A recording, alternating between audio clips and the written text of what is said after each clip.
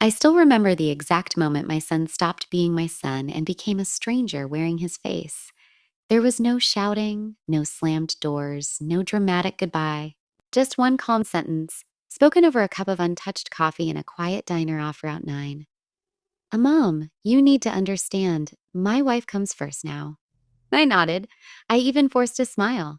Because mothers like me are trained to do that, to accept pain silently, to step aside without making a scene.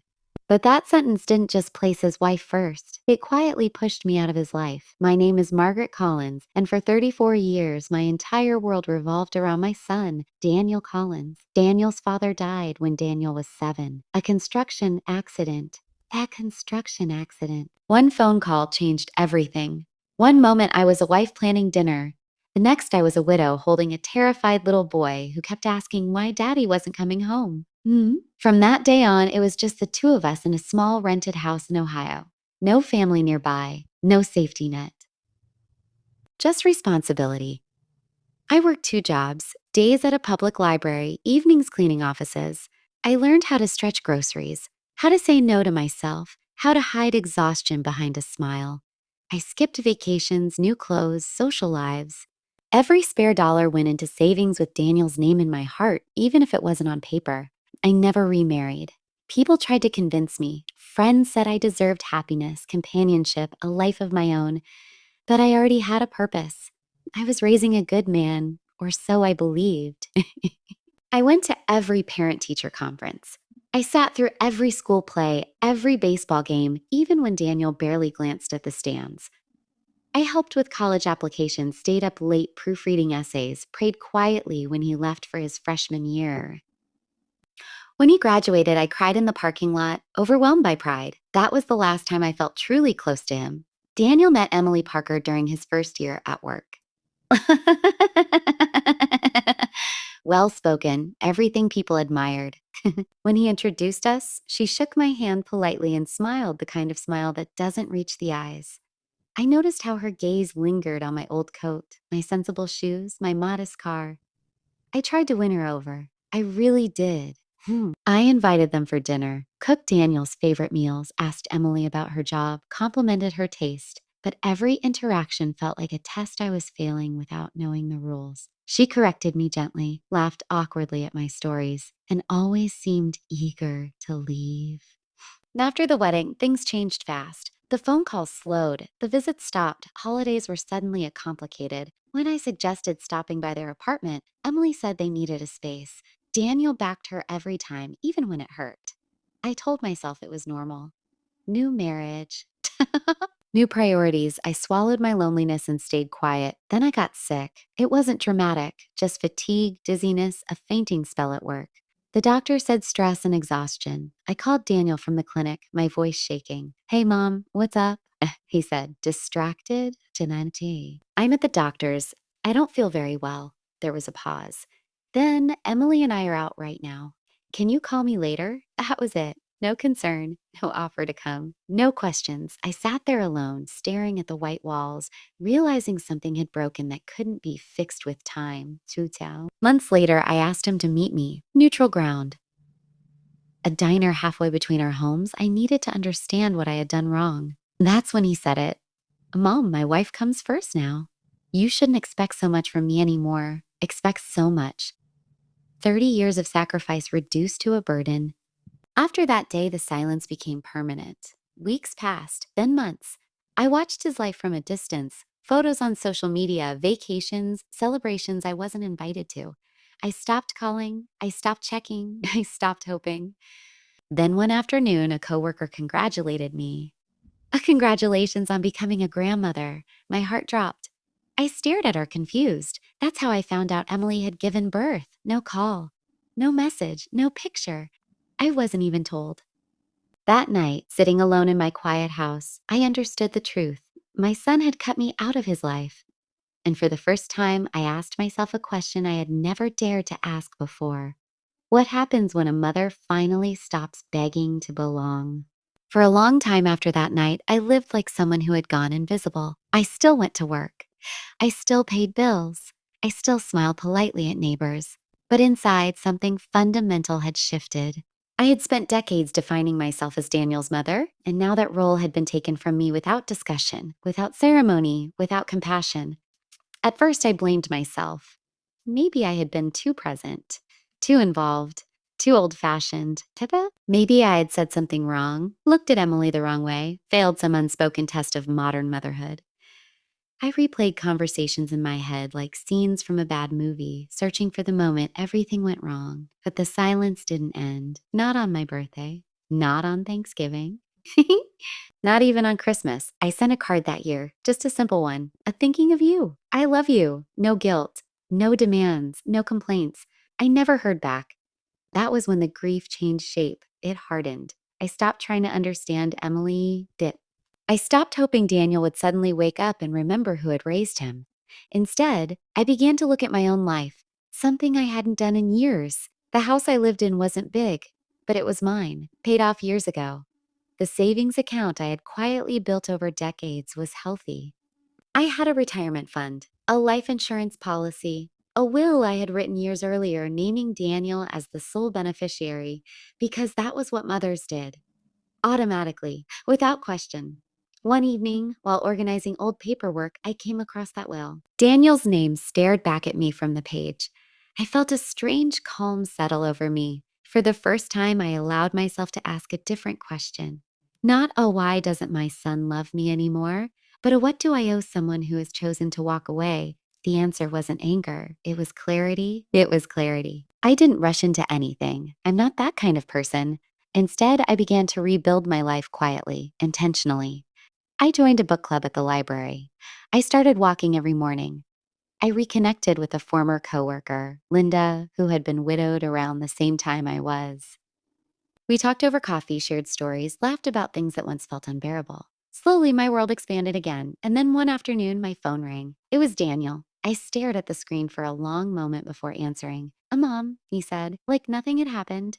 Had happened. Hey, how are you? I kept my voice steady. I'm fine. What do you need? There was hesitation on the other end.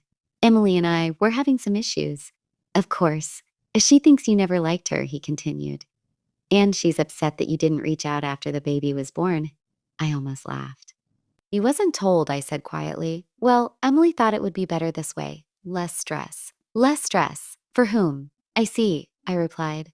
There was an awkward pause. Then he said, we might need some help. Financially, things are tight right now. That was the moment. That was the moment. The moment I finally understood everything. I had been inconvenient when I needed emotional support. Invisible when milestones happened, but suddenly relevant again when money entered the conversation.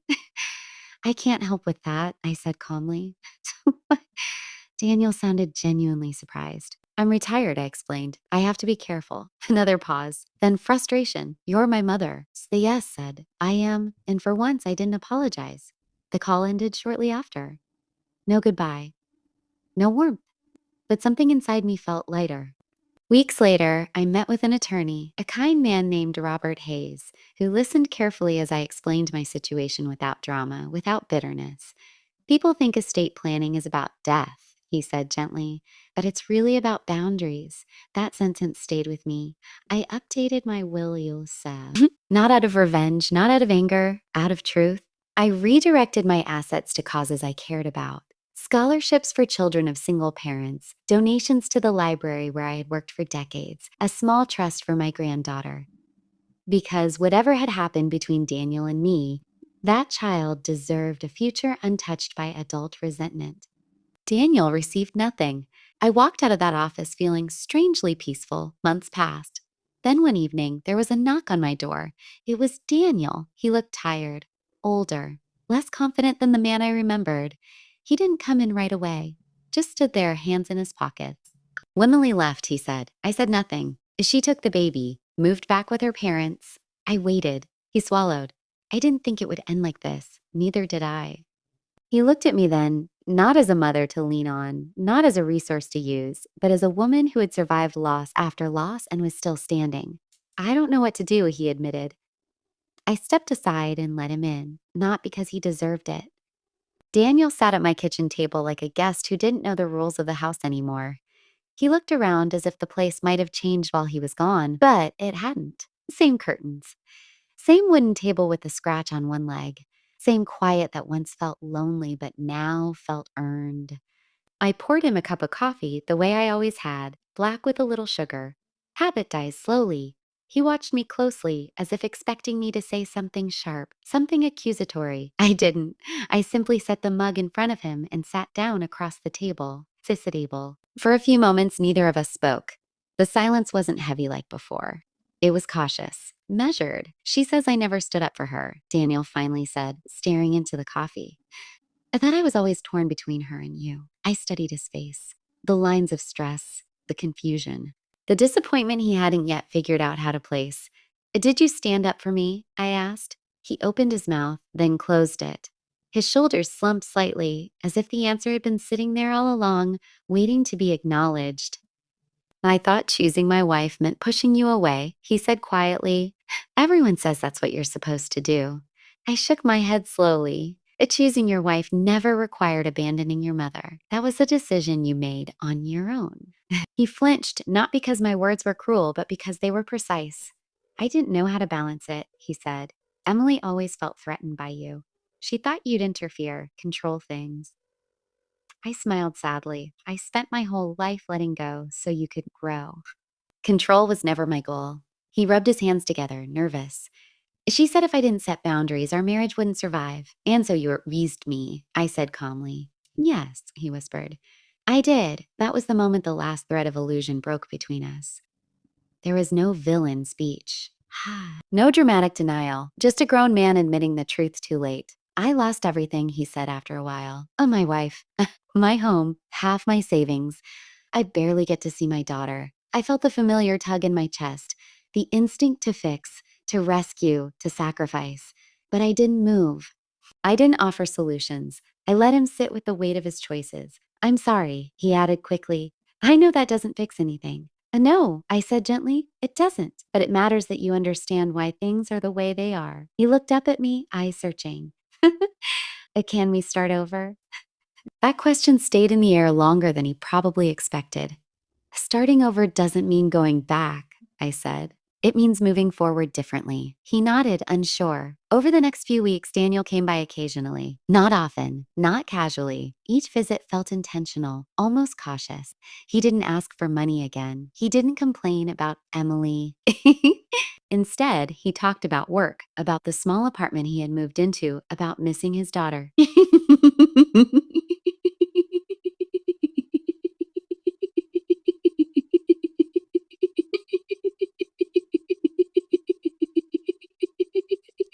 He smiled softly. He'd tell you that love isn't a competition, and that loyalty doesn't require cruelty. Daniel swallowed hard. Months later, he discovered the truth. It wasn't me who told him. It was a casual comment from Linda, who ran into him at the grocery store and mentioned the scholarship fund in my name. He looked it up, then the donations, then the trust set aside for his daughter. Then he realized what was missing. He came to my house that evening holding a printed copy of my estate summary. His hands were shaking. You changed your will, he said. Yes, I replied. I'm not in it. And no, I said again. His face flushed. Why didn't you tell me? Because it wasn't a punishment, I said calmly. It was a boundary. It was a boundary. I'm your only child, he said, voice rising. I assumed. That was the problem, I interrupted gently. You assume love meant entitlement? He sat down heavily. You didn't know, he said. I thought you'd always be there no matter what. I am here, I said, not to be taken for granted. Tears filled his eyes then, real ones. Not for money, not for loss, but for realization. I chose wrong, he whispered. You chose, I corrected. And choices have consequences. He didn't argue. Over time, our relationship changed. It didn't disappear. But it didn't return to what it once was either. We rebuilt it slowly, carefully on honesty instead of obligation. Daniel learned how to show up without expecting reward, how to listen without defending himself, how to be present without control. And I learned something too. Being a mother doesn't mean shrinking yourself to be loved. It doesn't mean tolerating abandonment in the name of sacrifice. It means teaching your child, sometimes painfully, that love and respect must go both ways. Daniel lost his wife because he failed to protect the relationship. He lost his mother because he chose silence over compassion. He didn't lose both forever. But he learned the hard way that some doors don't reopen the same way they once did. And for the first time in my life, I understood that letting go wasn't weakness. It was strength. That time didn't heal everything, but it changed the way the wounds felt. They stopped bleeding. They became scars, visible, permanent, but no longer painful to the touch. Daniel started calling once a week, not out of habit, but intention. He'd ask how I was really doing. He'd tell me about the small victories at work, about the awkward exchanges with Emily during custody handoffs, about how strange it felt to live alone for the first time in his adult life. I listened without judgment. I offered perspective, not permission. One afternoon, he brought his daughter, Sophie, to see me. She was 3, curious eyes, messy curls, the kind of laugh that catches you off guard and pulls you back into the world. When she reached for my hand without hesitation, something inside me loosened. Children don't carry grudges. They sense safety. They choose warmth instinctively. Daniel watched us from the doorway as Sophie examined the books on my shelves and asked endless questions. There was a mix of relief and regret in his expression.